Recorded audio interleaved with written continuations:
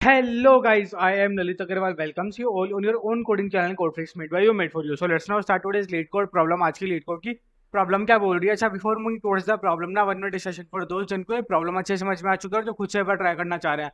देखो, ये जो क्वेश्चन है ना, लिटरली बहुत ही ज्यादा इजी क्वेश्चन है। इसके काफी सारे वेरिएंट्स भी प्रेजेंट है। इवन अगर आप इस पे सिंपली इटरेट करोगे तो भी ये क्वेश्चन सॉल्व हो जाएगा। इसके टेस्ट केसेस बिल्कुल भी ऑप्टिमाइज नहीं है।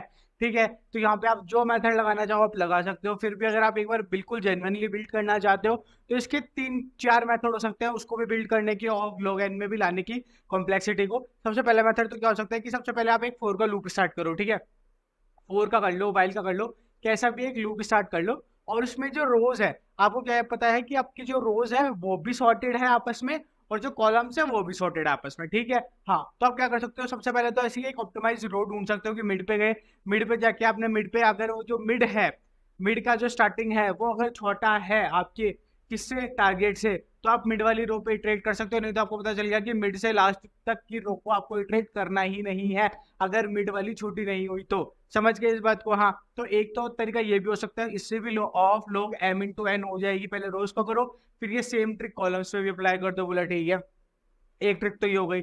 दूसरी ट्रिक क्या हो सकती है? दूसरी ट्रिक ये हो सकती है कि अगर आप सिंपल सिंपल कैलकुलेशन करो कि आप रोज में तो बिल्कुल सिंपल करो कि अगर रोज का ये जो रोज का जो फर्स्ट कॉलम है, अगर वो कॉलम आपके टारगेट से बड़ा होता है तो उस रो पे इटरेट मत करो, बाकी सारी रोज पे इटरेट करो, बाद में जाके कॉलम पे वो वाली ट्रिक अप्लाई कर दो, तो भी आपका लगभग लगभग वही टाइम कॉम्प्लेक्सिटी आएगी। और एक मेथड और है जो कि अपन इस क्वेश्चन वीडियो में डिस्कस करने वाले हैं। उसमें अपन क्या करेंगे कि जितनी भी रोज और कॉलम्स है अपन इन सबको मल्टीप्लाई करा देंगे, और फिर मल्टीप्लाई करा के एक साथ ही अपन उनका मिड निकालने की कोशिश करेंगे और फिर अपन इसके ऊपर इटरेट करेंगे। इसके बारे में अपन वीडियो में बड़े आराम से डिस्कस करने ही वाले हैं। बट ये वाला क्या है, सबसे अलग मेथड है। अलग मेथड इन द सेंस कि नॉर्मली एकदम से अपने दिमाग में वो नहीं आएगा। रीजन इज क्योंकि इसके सिंपलर मेथड बहुत सारे प्रेजेंट थे और वो आप सीधा कर लोगे, लेकिन ये सबसे ज्यादा ऑप्टिमाइज है, तो इसलिए अपन आज वीडियो में वही डिस्कस करने वाले हैं।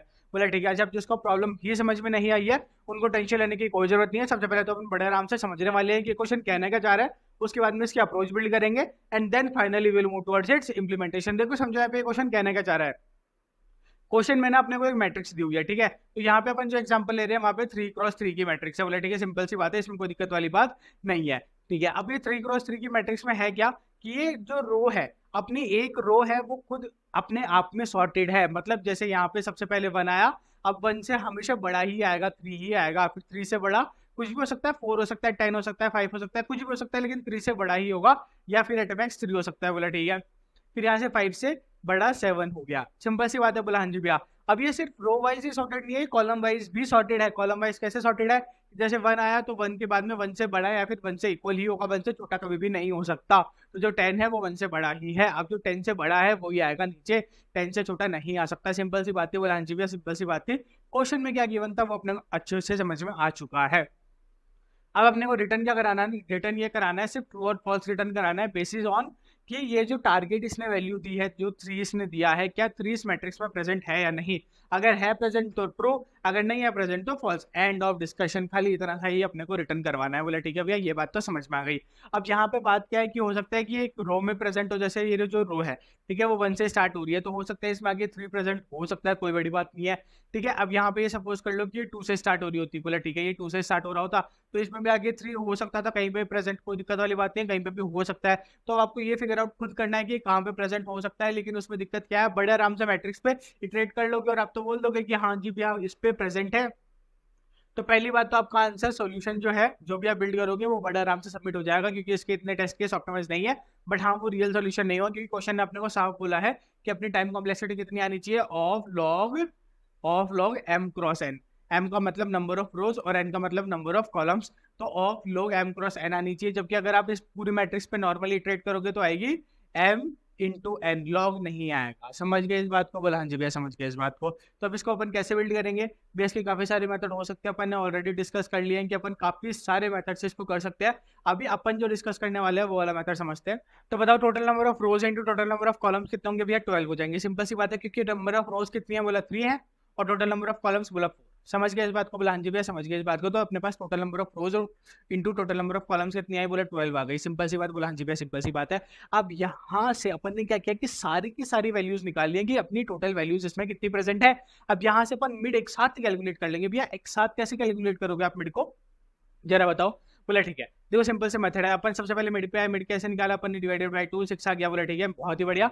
अब जो 6 है, ठीक है, इससे अपने को नंबर ऑफ पहले रो पे पहुंचना है और फिर कॉलम पे पहुंचना है। मिड रो आनी चाहिए और फिर बाद में मिड कॉलम भी आना चाहिए। बोले ठीक है, तो मिड रो निकालने के लिए अपन क्या करेंगे? टोटल नंबर ऑफ कॉलम से डिवाइड कर देंगे। बोला ओके, तो टोटल नंबर ऑफ कॉलम से जैसे डिवाइड करा क्या आएगा? बोला 1 पॉइंट समथिंग आएगा। तो अपन ऑफ कोर्स सी बात है, इंटीजर में क्या लेते हैं उसको 1 ही लेते हैं। सिंपल सी बात है। बोला जी भैया सिंपल सी बात है। तो अपने पास क्या आ गई? फर्स्ट रो आ गई। तो अपने को इस पे रो पे जाना था। बोला बहुत ही बढ़िया, मिड यही है। बोला ठीक है, उसके बाद में अपने को क्या निकालना है कि कॉलम भी निकालना है। हाँ जी भैया, तो अपन क्या करते हैं 6 को, अब यहाँ पे अपन क्या कर सकते हैं?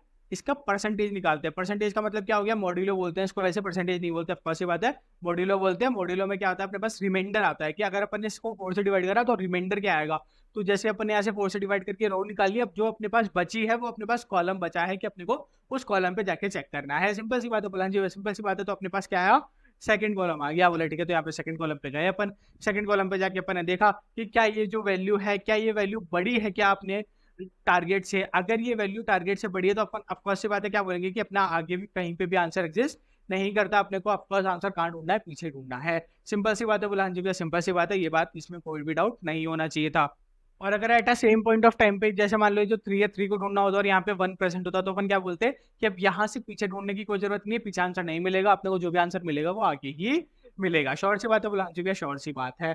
बस एंड ऑफ डिस्कशन हो गया। क्वेश्चन बिल्ड बोला इतना इजी। बोला एग्जैक्टली इतना इजी। क्यों? क्योंकि अपन ने क्या किया? टोटल नंबर ऑफ कॉलम्स निकाले कि अपने टोटल नंबर ऑफ कॉलम्स कितने प्रेजेंट है, डिवाइडेड बाय 2 किया। डिवाइडेड बाय 2 करते अपन क्या पे पहुंच गए? मिड में पहुंच गए। मिड अपन ने कैसे कैलकुलेट किया कि अपन कौन से रो के कौन से कॉलम पे है? वो अपन ने सीधा सीधा कॉलम से डिवाइड करेंगे तो अपन उस नंबर ऑफ रो पे पहुंच जाएंगे।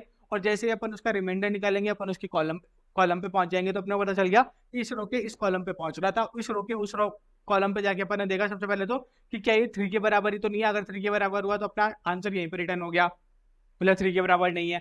तो अगर 3 के बराबर नहीं है तो दो ही कंडीशन हो सकती है कि या तो 3 से छोटा होगा या तो बड़ा होगा। अगर छोटा है तो अपने को ये पता चल गया कि यहाँ से यहाँ तक में नहीं ढूंढना है। मतलब पहले जो अपन यहाँ से 0 से 12 किया था वो अपन 0 से 12 ना करके अब क्या करेंगे? यहाँ पे कौन सा ये 6 है तो अपन बोल देंगे मिड प्लस 1 यानी कि 7 से 12 तक के बीच में ढूंढना है वो अपने को। सिंपल सी बात है। तो वहाँ पे वही कैलकुलेशंस वापस परफॉर्म होंगी। और अगर ये क्या निकलता है, ये बड़ा निकला जैसे कि अभी निकला ही है, तो अपन क्या बोलेंगे कि अब यहाँ से आगे नहीं ढूंढना अपने को। तो अपन क्या बोलेंगे कि अब अपने को वापस जीरो से कौन सा था? 6 था। तो बोला 6 माइनस 1 यानी कि 5 तक ढूंढना है। सिंपल सी बात है। यहीं पे कहीं पे अपने को अपना आंसर मिल जाएगा। समझ में आ गई बात? बोला हाँ जी भैया समझ में आ गई। इसको बिल्ड करके देख लेते हैं एक बार। देखो यहाँ पे अपन ने बिल्ड करने के लिए क्या किया? इसको सिंपल सा तरीका, सबसे पहले अपन गए रो देख लिया अपन ने कि इस मैट्रिक्स में कितने नंबर ऑफ रोज है। फिर अपन ने नंबर ऑफ कॉलम्स निकाल लिए। क्यों निकाल लिए? क्योंकि अपने को number of rose into number of columns को मल्टीप्लाई कराना पड़ेगा टोटल नंबर ऑफ वैल्यूज निकालने के लिए। हाँ जी भैया, अपन ने एक तो लो मेंटेन किया जिसको अपन ने 0 से इनिशियलाइज किया, और एक रो इंटू कॉलम करके अपन ने टोटल नंबर ऑफ वैल्यूज निकाल लिए। बोला ठीक है सिंपल सी बात है। अब यहाँ पे क्या अपन 0 से इनिशियलाइज कर रहे हैं तो अपने को एक अपना कॉलम कम करना पड़ा। अगर आपका अपन 1 से इनिशियलाइज करते तो वो कॉलम अपने को कम नहीं करना पड़ता। बोले ठीक है। फिर अपन ने वाइल का लूप इटरेट किया। सिंपल वाइल का लूप है। यहाँ पे अपन वही कैलकुलेशन परफॉर्म कर रहे हैं जो बाइनरी सर्च के लिए हमेशा करते हैं कि low is always should be always less than high.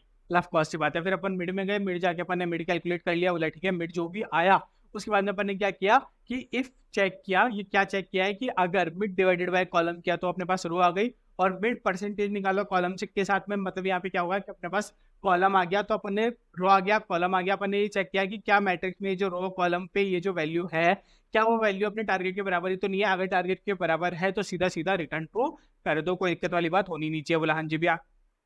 और अगर नहीं है तो फिर अपन ये चेक करेंगे कि क्या है क्या। अब फिर अपन ने यहाँ पे आके चेक किया कि एल्स इफ में आके अपन ने क्या बोला कि ये जो वैल्यू है क्या अपना टारगेट बड़ा है क्या। अगर टारगेट बड़ा हुआ तो अपन ऑफकोर्स बात है क्या बोलेंगे कि इससे पीछे आंसर कहीं पे भी एग्जिस्ट नहीं करता होगा। मिनिमम तो अपना ये हो ही गया, तो अपन मिनिमम क्या बोल देंगे, जो अपन ने लो यहाँ पे इनिशियलाइज किया था लो को अपन बोल देंगे कि अब लो स्टार्ट होगा मिड प्लस 1 से। और अगर अपने को पता चला कि जो मिडिल वैल्यू है वो बड़ी निकली तो अपन ऑफकोर्स बात है क्या बोलेंगे, यहाँ से आगे अपना आंसर एग्जिस्ट नहीं करेगा, पीछे पीछे आंसर एग्जिस्ट करेगा। तो अपन ने क्या बोल दिया कि जो अपना हाई है उसको मिड माइनस 1 कर दो। सिंपल सी बात है। बुलान जी भाई सिंपल सी बात है। यहाँ पे अपना लूप खत्म हो ही गया।